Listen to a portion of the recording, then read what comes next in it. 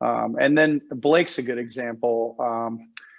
He was like one of the favorites to make the team in the 200 in 2016, and he didn't make the A final.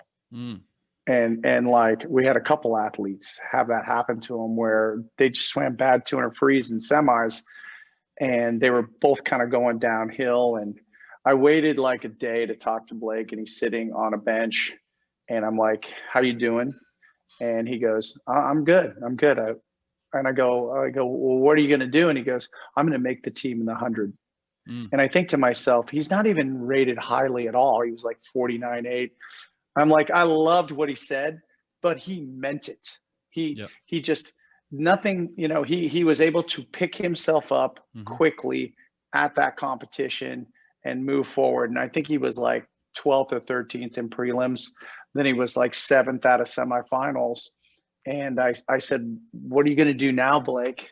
You know, and he goes, "I'm next to Anthony Irvin, and I know exactly he's going to go out hard, and I'm going to get right next to the lane rope, and I'm going to drag off him as hard as I can the first 50."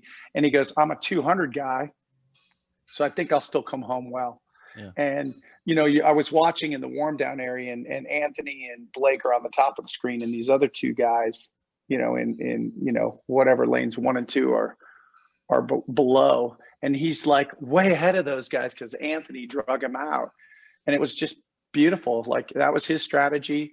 It was a good one. He implemented it, and he was able to just turn himself around. And you see so many people start off a meet, especially a meet with so much pressure, poorly, and then they can't get out of it.